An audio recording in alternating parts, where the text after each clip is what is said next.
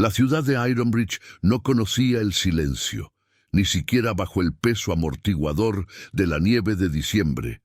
Era una urbe de engranajes, de chimeneas que tosían humo negro contra un cielo perpetuamente gris, y de hombres que caminaban mirando sus relojes de bolsillo como si temieran que el tiempo se les escapara por las costuras de los chalecos.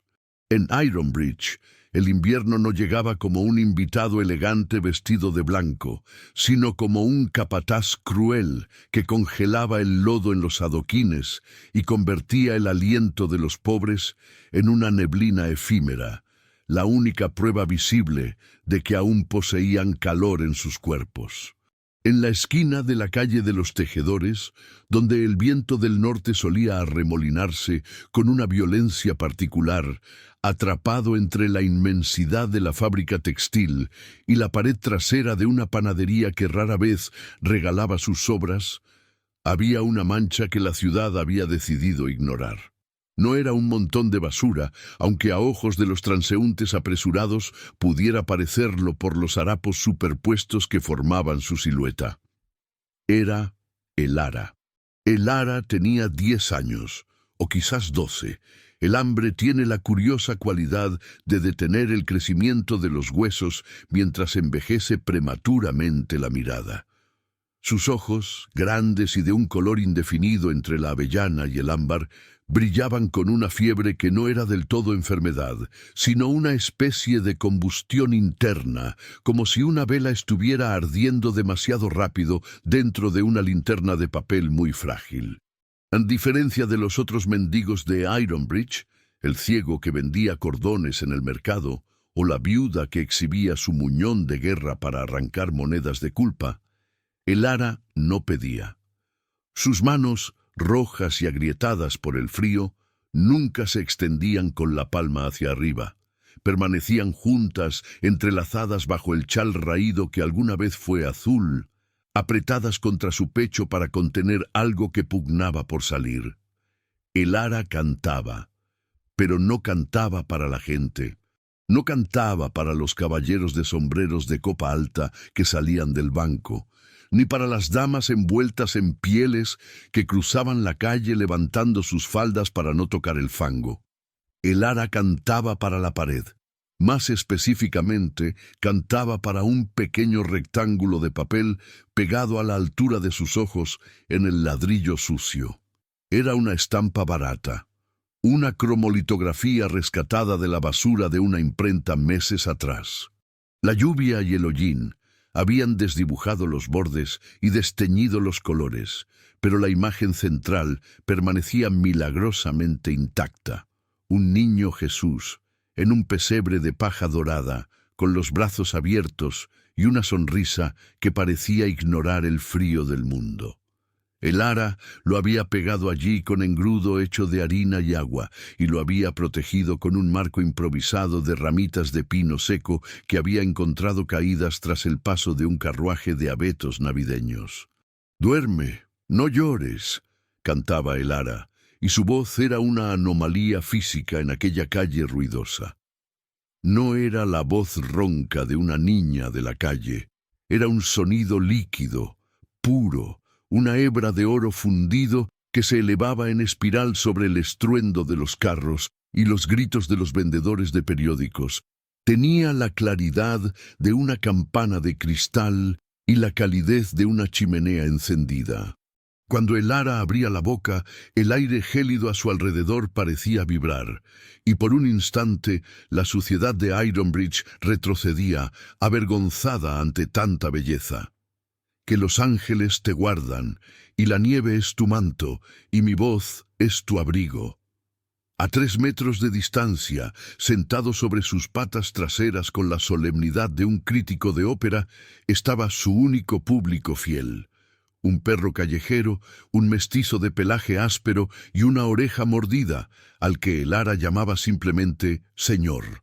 El animal, que normalmente gruñía a cualquier sombra, permanecía en un estado de trance absoluto mientras la niña cantaba, con los ojos cerrados y el hocico ligeramente levantado, recibiendo la melodía como si fuera alimento físico. Sin embargo, para el resto del mundo, el ara era invisible. O peor aún, era un obstáculo sonoro. El señor Archibald Crandall, propietario de la relojería más prestigiosa de la ciudad, Crandall and hijos, aunque los hijos se habían marchado hacía años, incapaces de soportar la tiranía de su padre, detestaba pasar por esa esquina. Crandall era un hombre de precisiones. Su vida era un mecanismo suizo de rubíes y resortes perfectamente aceitados. Odiaba el polvo, odiaba el retraso y, sobre todo, odiaba el sentimentalismo desordenado de la Navidad.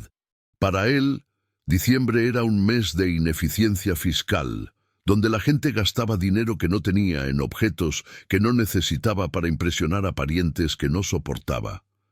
Esa tarde, el día 20 de diciembre, Crandall caminaba con su bastón de ébano golpeando el suelo con un ritmo metronómico.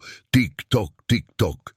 Llevaba un abrigo gris marengo de lana virgen, tan pesado y costoso que podría haber alimentado a una familia durante un año. Su rostro era un mapa de severidad, con líneas profundas trazadas alrededor de una boca que había olvidado la mecánica de la sonrisa. Al acercarse a la calle de los tejedores, el sonido lo asaltó. Esa voz, esa insoportable e ilógica voz angelical que no tenía derecho a salir de una garganta tan miserable. Crandall se detuvo, no porque quisiera escuchar, sino porque un grupo de niños se había detenido momentáneamente frente a él para mirar a la chica, bloqueando su paso. «¡Muévanse, alcornoques!», gruñó Crandall, agitando el bastón. Los niños se dispersaron como gorriones asustados, pero Crandall se quedó allí un segundo más de lo necesario. Sus ojos grises, fríos como el acero pulido, se posaron en el ara. Ella no lo vio. Sus ojos estaban fijos en la estampa del niño en la pared. Cantaba una vieja nana, una melodía que Crandall reconoció vagamente de algún rincón polvoriento de su propia infancia, antes de que el mundo se volviera gris. «Ve, en la paja fría, mi amor te calienta». «Ridículo», masculló Crandall para sí mismo, sintiendo una punzada de irritación en el pecho. No era lástima. Archibald Crandall no sentía lástima. Era ofensa. Le ofendía que alguien en esa situación pudiera sonar tan contento, tan lleno de algo que él no podía comprar en sus catálogos de proveedores. ¿Cómo se atrevía esa pordiosera a regalar algo tan valioso como esa voz a una pared de ladrillo y a un perro sarnoso? Era un desperdicio de recursos, una mala inversión. El relojero metió la mano en el bolsillo, sus dedos rozaron el borde frío de una moneda de plata. Por un instante pensó en tirársela, no como limosna, sino como pago por el silencio. «Toma esto y cállate», pensó. «Tu alegría desafina con la realidad de este mundo». Pero antes de que pudiera sacar la moneda, el canto se rompió. No fue un final gradual. Fue un quiebre violento, como una cuerda de violín que estalla bajo demasiada tensión. El ara se dobló por la cintura, llevándose las manos a la boca. El sonido angelical fue reemplazado por una tos profunda, cavernosa, un sonido húmedo y terrible que sacudió su pequeño cuerpo como un trapo en un vendaval. El perro, «Señor», soltó un gemido bajo y se acercó a lamerle el codo, su única forma de ofrecer consuelo. Crandall observó la escena. Vio cómo los hombros de la niña se convulsionaban. Vio cómo, cuando finalmente logró apartar las manos de su boca, las escondió rápidamente bajo el chal, como si ocultara un secreto vergonzoso.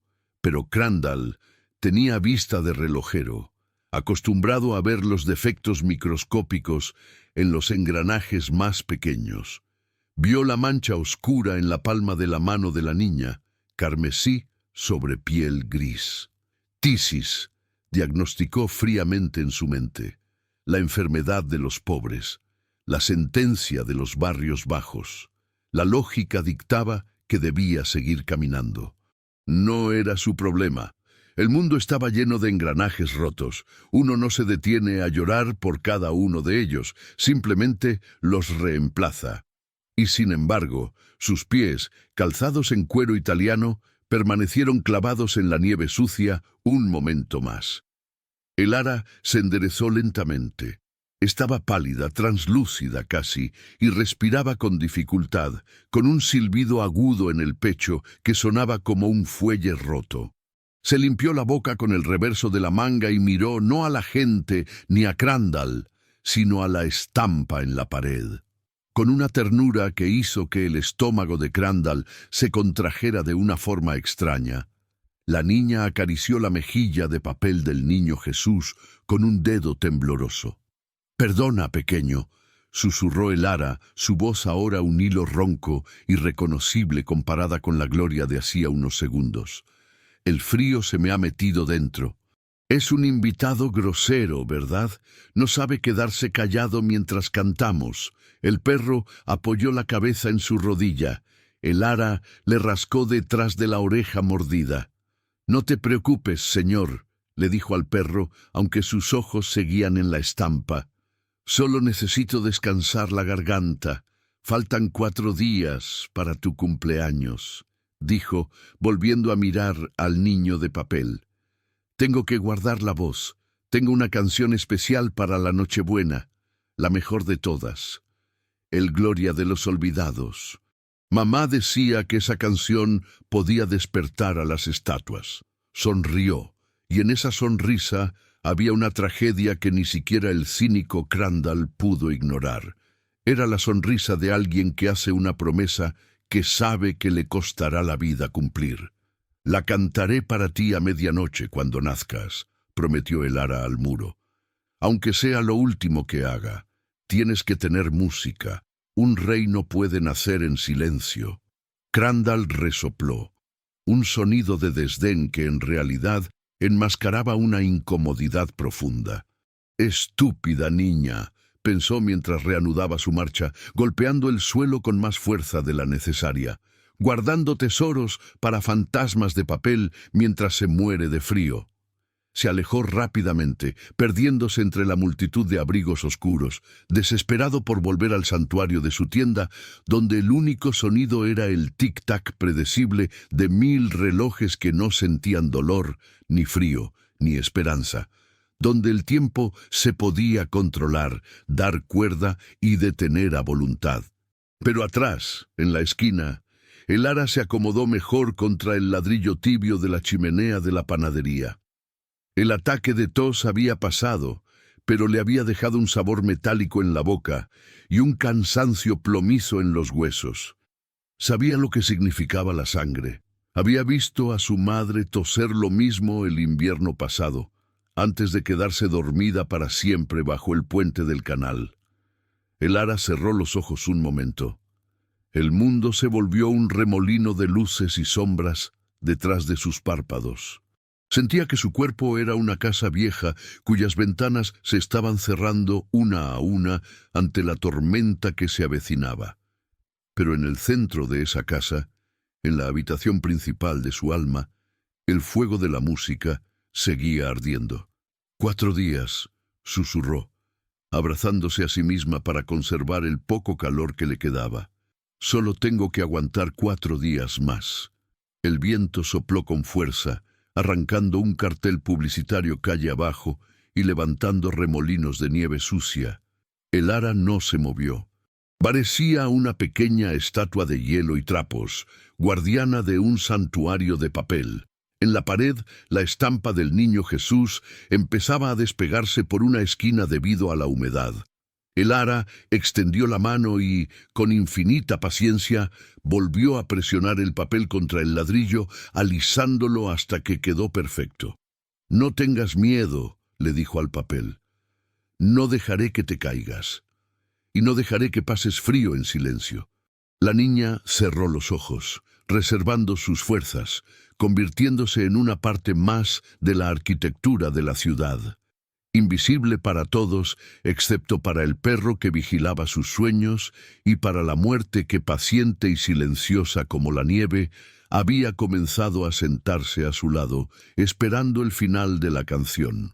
Los días siguientes en Ironbridge no trajeron el deshielo, sino un endurecimiento del invierno que parecía imitar el corazón de sus habitantes más prósperos. El cielo se había cerrado en una bóveda de plomo, baja y opresiva, y el aire tenía ese filo metálico que hace doler los dientes al respirar.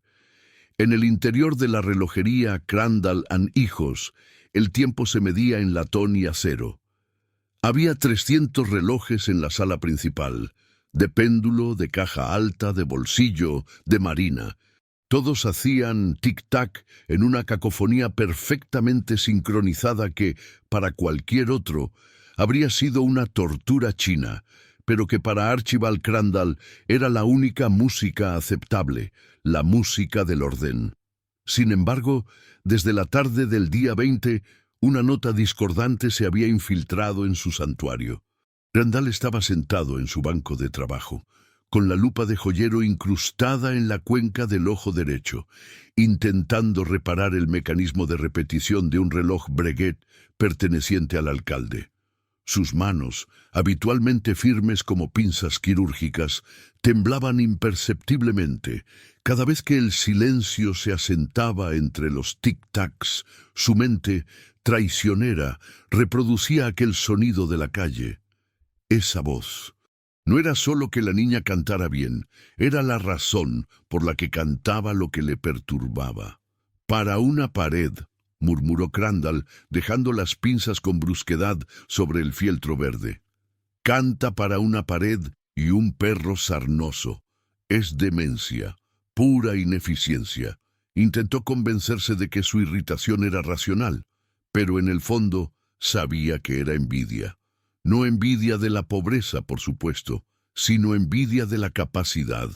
Él tenía una mansión de 12 habitaciones y no tenía a nadie a quien decirle buenos días que no fuera pagado para responderle.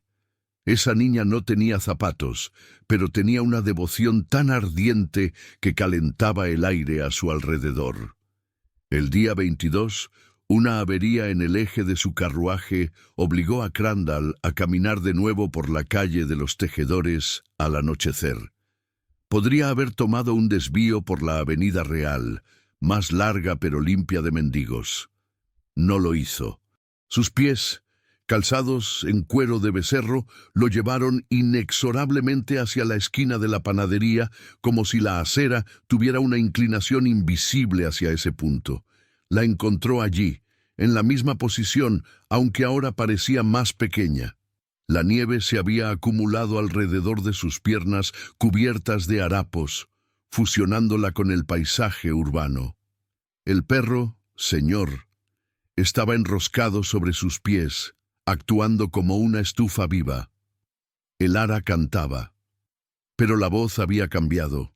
Si días antes había sido una campana de cristal, ahora era un violín tocado en el registro más alto posible, vibrante, tenue y dolorosamente dulce. Había una fragilidad en el tono que sugería que el instrumento estaba a punto de romperse. En el crudo invierno, gimió el viento gris.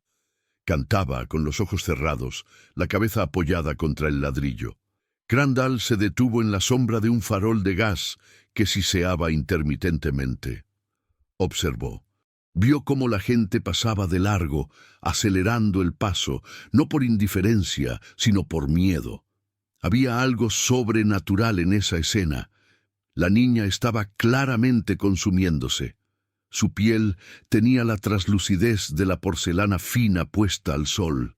Se podían ver las venas azules trazando mapas de sufrimiento en sus sienes. Y sin embargo, la expresión de su rostro era de una paz beatífica, una serenidad que Crandall no había visto ni en los cuadros de los santos de la catedral. Un grupo de borrachos salió de una taberna cercana riendo y tropezando. Uno de ellos, un hombre corpulento con la cara enrojecida por la ginebra, se detuvo frente a el ara. Pajarito!, bramó el hombre. «Calla esa música de funeral. Cántanos algo alegre. Una canción de taberna y te daré un penique». El ara abrió los ojos. Eran 2 pozos de fiebre brillante. «Lo siento, señor», susurró, y su voz hablada era apenas un rasguño. «Solo sé canciones de cuna para el rey». El borracho soltó una carcajada y amagó una patada hacia el perro, que gruñó mostrando los dientes. «¡Fuera de aquí!». Antes de que Crandall pudiera procesar lo que hacía, había avanzado 3 pasos y levantado su bastón de ébano. El golpe seco de la madera contra el adoquín sonó como un disparo. «¡Largo!», dijo Crandall. No gritó. Su voz tenía la autoridad gélida de quien está acostumbrado a que el mundo obedezca. El borracho parpadeó, reconociendo el abrigo de calidad, el sombrero de copa, la mirada de acero. La jerarquía social de Ironbridge era estricta. Murmuró una disculpa y se alejó arrastrando a sus compañeros. Crandall se quedó allí, sintiéndose ridículo. Había defendido a la ineficiencia. Se giró hacia la niña, esperando gratitud, o quizás una petición de dinero ahora que había visto su riqueza. El ara lo miró. No había miedo en sus ojos, ni súplica, solo reconocimiento. «Usted es el señor del reloj», dijo ella. Sonrió y sus labios estaban agrietados y azules. «Gracias. Al señor no le gustan los ruidos fuertes», acarició al perro. «Le asustan». Crandall se sintió incómodo bajo esa mirada que parecía ver a través de su levita y su chaleco, directo a su caja torácica vacía. Metió la mano en el bolsillo y sacó una moneda. No un penique, sino un soberano de oro. Brillaba obscenamente bajo la luz del gas. «Toma», dijo Crandall, extendiendo la moneda. «Ve a un albergue. Compra sopa caliente. Y por el amor de Dios, deja de cantar. Te estás matando». El ara miró la moneda de oro.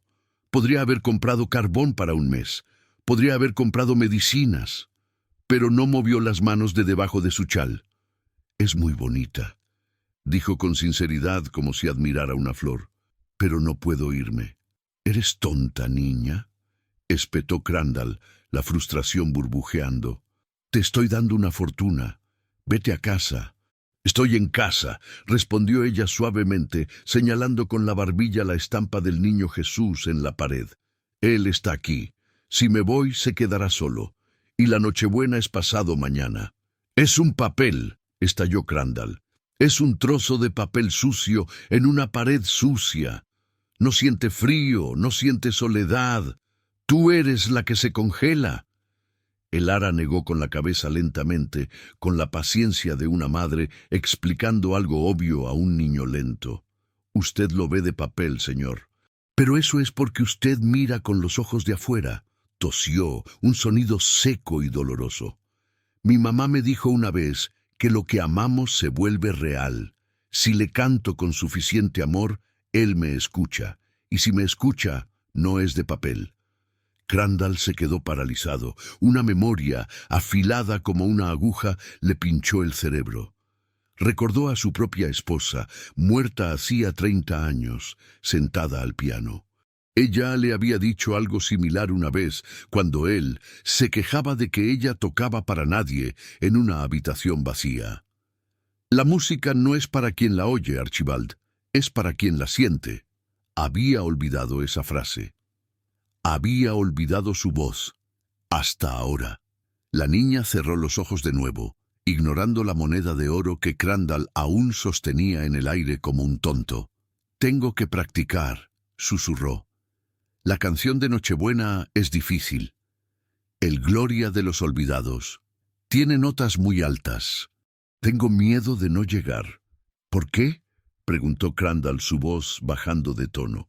«¿Por qué haces esto?». «Porque es su cumpleaños», dijo ella simplemente. «Y todos merecen un regalo. Yo no tengo oro como usted, señor, solo tengo esto». Se tocó la garganta. «Es poco, lo sé. Se está rompiendo, pero es todo lo que tengo. Y hay que darlo todo, ¿verdad? ¿O no vale nada?». Crandall retiró la mano lentamente.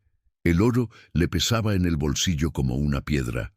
La lógica de la niña era inatacable en su locura.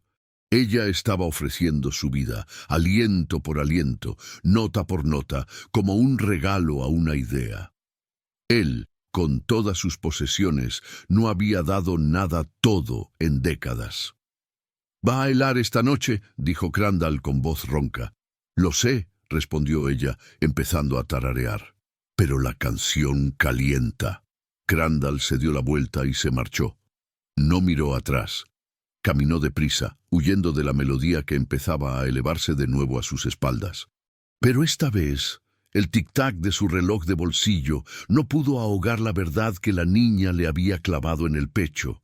Su riqueza era pobreza, y la pobreza de ella era una riqueza que él no podía comprender, ni comprar, ni soportar.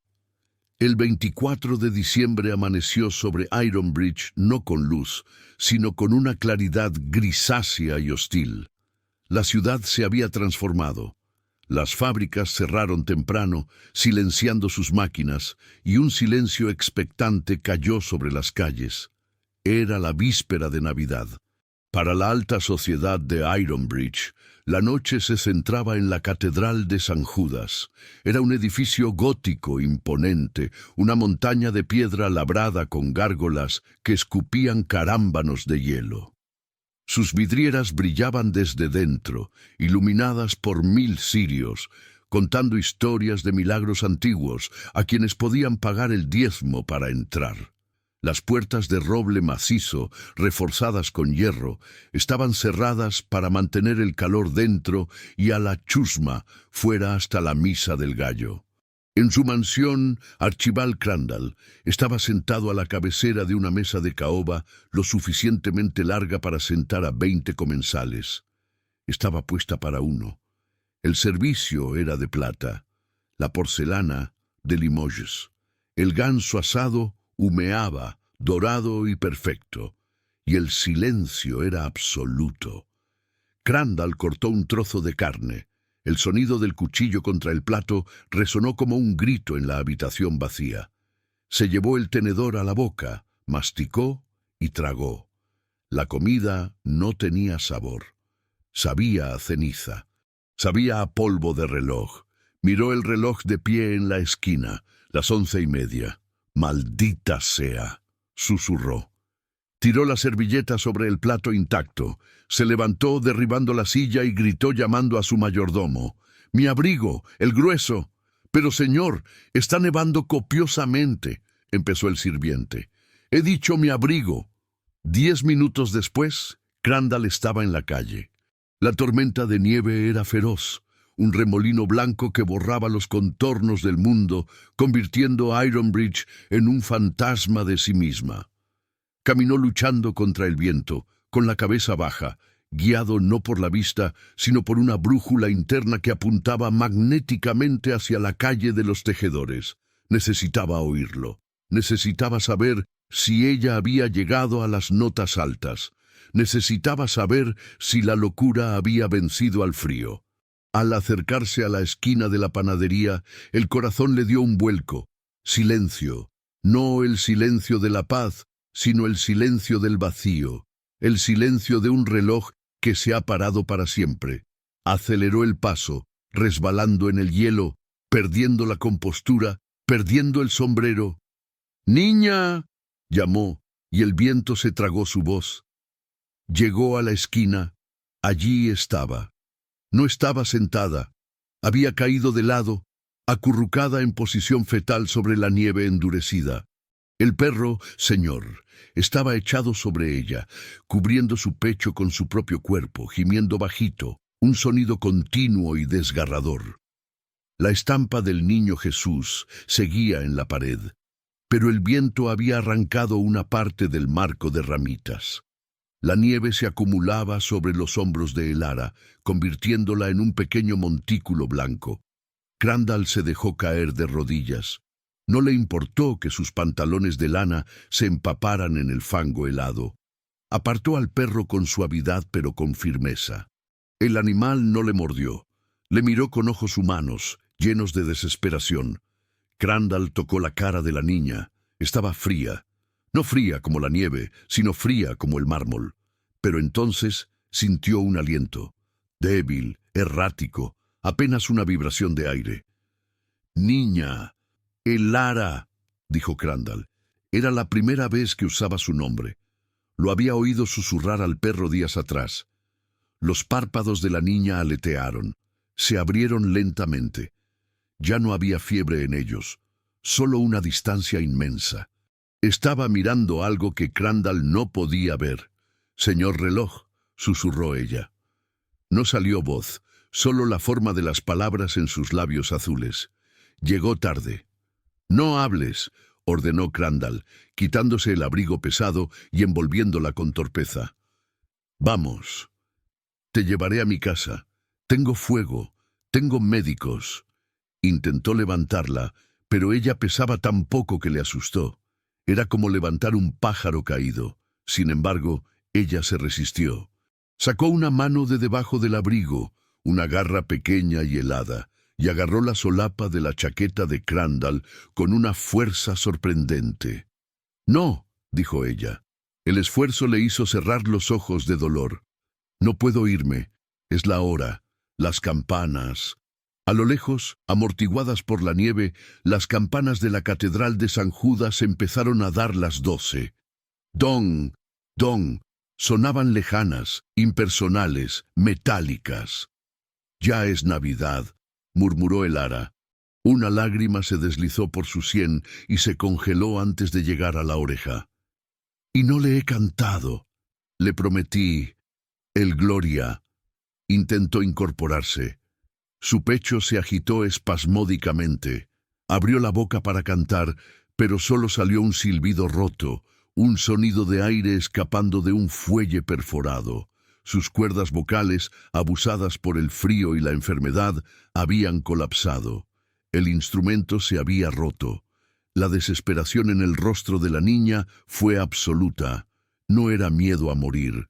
Era el dolor de fallar en su única misión. Miró la estampa en la pared con una angustia infinita. «No sale», lloró sin sonido. «No sale la música. Está solo». Crandall sintió que algo se rompía dentro de él. Un engranaje principal que había mantenido su cinismo en marcha durante décadas se partió en dos. Ver esa fe pura chocando contra la fragilidad biológica era insoportable. Miró alrededor. La calle estaba desierta. La catedral estaba cerrada para ellos. El mundo era hielo y piedra. «No estás solo», dijo Crandall con la voz quebrada. Apretó la mano de la niña. «Tú estás aquí. Necesita música», insistió ella, la luz de sus ojos parpadeando, desvaneciéndose. «Prometí». Crandall miró al cielo gris, luego a la niña moribunda y finalmente a la estampa barata en la pared. Comprendió con una claridad aterradora que el milagro no iba a venir de arriba. El cielo estaba cerrado. Si iba a haber un milagro, tenía que hacerlo él. Él, el hombre que odiaba la Navidad. «Entonces habrá música», dijo Crandall, y allí, arrodillado en la suciedad, sosteniendo a una niña mendiga que olía a enfermedad y a santidad, Archibald Crandall hizo lo impensable. «Gloria», empezó. Su voz era grave, oxidada por años de desuso, desafinada y temblorosa. No tenía nada del oro líquido de la voz de Elara. Era una voz de hierro viejo y madera seca. Pero cantó. «Gloria, in excelsis Deo». Elara abrió los ojos de par en par. Miró a Crandall con asombro. «Sigue tú», le rogó Crandall, con lágrimas corriendo por sus mejillas rígidas. «Yo pongo la base. Tú pon el vuelo. Úsame. Apóyate en mi voz». Era una locura, pero funcionó. Elara, al escuchar esa voz torpe y grave sosteniendo el aire, encontró una última reserva de fuerza, no en sus pulmones, sino en su alma.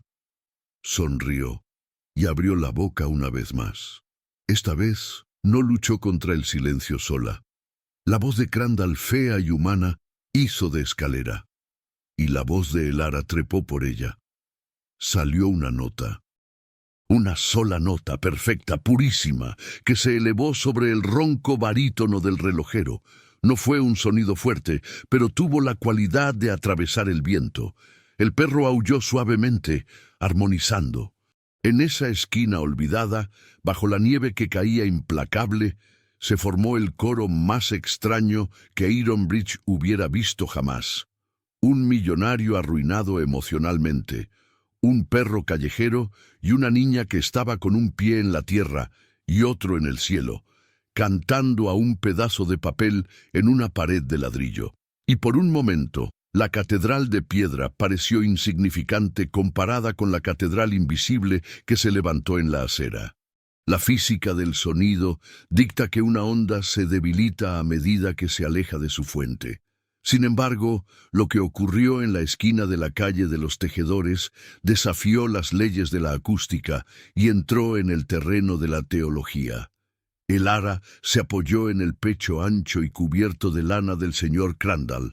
Sentía la vibración de la voz ronca del relojero contra su espalda, un zumbido grave y desafinado que actuaba como los cimientos de una catedral en construcción. Gloria. Cantaba él, con la torpeza de quien ha olvidado cómo rezar, pero recuerda cómo amar. Y sobre esos cimientos, el ara construyó su escalera al cielo. El aire frío que entraba en sus pulmones enfermos ya no dolía. De hecho, ya no sentía su cuerpo. No sentía el hielo que le entumecía los dedos de los pies, ni el hambre que le había roído el estómago durante semanas. Todo su ser se había condensado en un único punto focal, su garganta. La nota que había comenzado suavemente creció, no en volumen, sino en densidad. Era un sonido de una pureza aterradora, una hebra de luz sonora que se enroscó alrededor de los copos de nieve que caían, deteniéndolos en el aire por una fracción de segundo. Gloria a los que duermen en el frío. Improvisó el ara, la letra tradicional mutando para adaptarse a su realidad. Gloria a los que no tienen pan. Gloria al rey que nace en la paja sucia. Crandall dejó de cantar, incapaz de seguirla. Su voz se quebró en un sollozo seco y se quedó mudo, sosteniéndola, convirtiéndose en el testigo silencioso del milagro. La voz de la niña se elevó, alcanzando notas que un ser humano no debería poder tocar sin romperse. Era el canto de un cisne, sí, pero no era triste, era desafiante, era una declaración de existencia. «Estoy aquí», decía la canción, «importo, y él importa». El perro, señor, levantó el hocico hacia el cielo plomizo y soltó un aullido largo y melodioso, armonizando con la niña en una tercera perfecta. Entonces sucedió algo extraño. O quizás no sucedió. Quizás fue solo una alucinación colectiva provocada por la fatiga y la emoción. Pero Crandall juraría hasta el día de su muerte que la luz de la farola de gas sobre sus cabezas cambió de color. El resplandor amarillo y enfermizo se volvió blanco, luego dorado, bañando el rincón sucio, la pared de ladrillo y la estampa barata con una calidez que parecía venir de un sol de verano. La nieve alrededor de ellos pareció brillar. La pared de la panadería ya no era un muro de hollín, era el altar mayor de una basílica construida con lágrimas y diamantes. El ara abrió los ojos por última vez. No miraba a Crandall, sus ojos estaban fijos en la estampa.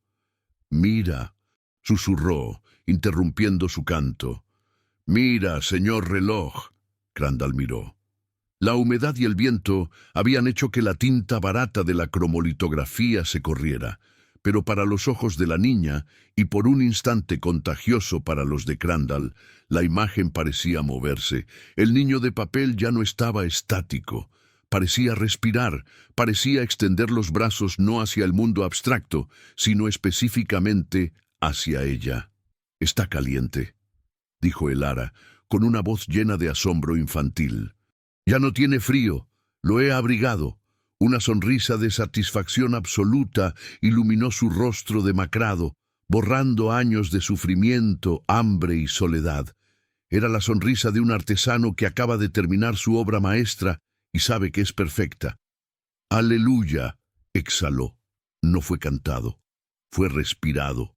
Fue la última palabra que sus labios formaron y el último aliento que sus pulmones soltaron. La cabeza de el ara cayó suavemente hacia atrás, descansando contra el hombro del señor Crandall. La tensión abandonó su pequeño cuerpo, dejándolo con la pesadez inerte de la materia que ha sido vaciada de espíritu.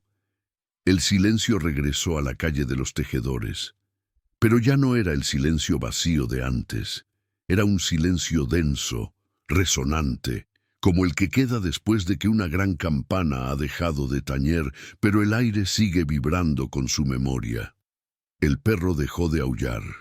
Se acercó al rostro de la niña, la olfateó una vez y luego apoyó la cabeza sobre su pecho inmóvil, soltando un suspiro profundo de resignación. Él sabía. Los animales siempre saben cuando el alma ha cortado el hilo.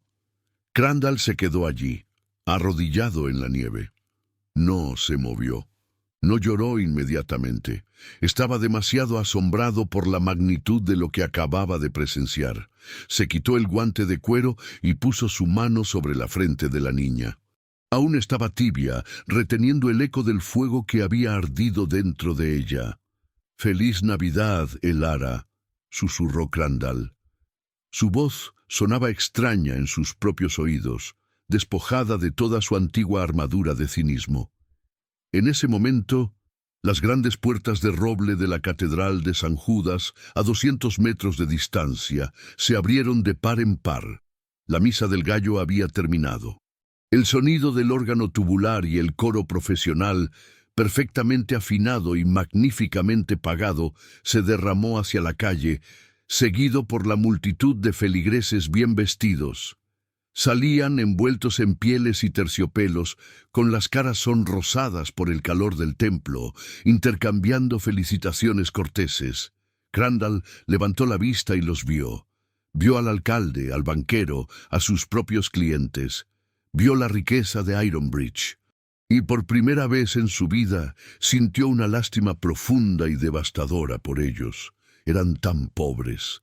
Habían estado dentro, rodeados de oro y piedra, escuchando sermones sobre la luz, mientras que la verdadera luz había estado ardiendo y extinguiéndose sola en una esquina sucia, a la intemperie. Se habían perdido el verdadero concierto. Un guardia de la catedral, al ver al hombre arrodillado en la nieve con un bulto en brazos, se acercó con el ceño fruncido, agitando una linterna. Usted!» gritó el guardia. «No se permite mendigar aquí. Mueva a esa». El guardia se cayó en seco cuando la luz de la linterna iluminó el rostro del hombre. «Señor Crandall», tartamudeó el guardia, reconociendo al hombre más rico y severo del distrito. «¿Se encuentra bien, señor? ¿Le ha asaltado esta gentuza?» Crandall se puso de pie lentamente, levantando el cuerpo de Elara con una delicadeza reverente. El abrigo gris marengo de Crandall, que valía más que la casa del guardia, estaba arruinado, manchado de barro y nieve, pero a Crandall no le importaba. Nunca había llevado una prenda con tanta dignidad como ahora llevaba a la niña muerta en sus brazos. «No es gentuza», dijo Crandall. Su voz tenía una autoridad nueva, tranquila y terrible. «Es una cantante, y acaba de terminar su función». Miró al guardia y luego a la multitud que empezaba a rodearlos, murmurando y señalando. «¡Abran paso!», ordenó Crandall. La multitud se partió como el mar rojo. Crandall caminó entre ellos, con la cabeza alta, llevando a Elara hacia su carruaje. El perro, señor, caminaba pegado a su pierna, gruñendo suavemente a cualquiera que se acercara demasiado. Nadie se atrevió a detenerlos. Había algo en la expresión del relojero, una mezcla de dolor y santidad que asustaba a los frívolos. El invierno pasó, como siempre pasa. La nieve se derritió, convirtiéndose en agua sucia que se fue por las alcantarillas, llevándose consigo el recuerdo del frío. Llegó la primavera a Ironbridge, y con ella un cambio sutil en la geografía emocional de la ciudad. La relojería Crandall & Hijos seguía abierta, y los relojes seguían marcando el tiempo con precisión suiza. Pero el hombre detrás del mostrador había cambiado. Archibald Crandall ya no trabajaba los domingos. y ya no fruncía el ceño cuando los niños entraban en la tienda y dejaban huellas de barro. Pero el cambio más grande estaba en la calle de los tejedores. Crandall había comprado el edificio de la panadería y el local adyacente. Había ordenado limpiar la fachada de ladrillo, pero había dado instrucciones estrictas de no tocar una sección específica de la pared. Un rectángulo de ladrillo donde aún se veían los restos de pegamento viejo. Allí, protegido ahora por un cristal y un marco de bronce pulido, estaba la estampa del niño Jesús. Había sido restaurada con cuidado, aunque conservaba las cicatrices de la intemperie. Y debajo de ella había una placa pequeña, grabada en plata, en memoria de Elara, quien enseñó a esta ciudad que la voz más rica es la que se da hasta romperse. Cada noche, una lámpara de gas, pagada a perpetuidad por el patrimonio Crandall, iluminaba esa esquina. Nunca estaba oscura, y nunca estaba en silencio. Crandall había instalado un pequeño banco de madera frente a la imagen. A menudo se le veía allí sentado al atardecer, un hombre viejo con un abrigo gris, acompañado siempre por un perro mestizo con una oreja mordida que ahora llevaba un collar de cuero fino y estaba bien alimentado. La gente decía que el viejo relojero había perdido la cabeza. Decían que a veces le hablaba al perro o a la pared, pero no era locura, era memoria. Una tarde de diciembre, un año después de la muerte de Elara, un niño se acercó al banco. «Señor», preguntó el niño, «¿por qué cuida esa pared? Es solo un dibujo viejo». Crandall acarició la cabeza del perro, que dormitaba a sus pies, y sonrió. Era una sonrisa genuina que llegaba a sus ojos. «No es solo un dibujo, hijo», respondió Crandall con suavidad. «Es una ventana». «¿Una ventana a dónde?» «Al lugar donde siempre es Navidad», dijo el relojero, mirando la estampa con gratitud. «Y donde nadie tiene que cantar para calentarse, porque la canción es el fuego mismo». Crandall cerró los ojos y, por un momento, entre el ruido de la ciudad industrial, le pareció escuchar, flotando sobre el humo y el acero, una nota alta, pura y cristalina, un aleluya que no terminaba nunca. El reloj de su chaleco hizo tic-tac, marcando el paso del tiempo terrenal, pero Archibald Crandall ya no vivía solo en ese tiempo. Había aprendido a vivir en la música. El verdadero milagro no fue que la nieve dejara de caer, sino que en el corazón de un hombre, donde reinaba el invierno, una niña plantó una primavera eterna antes de partir.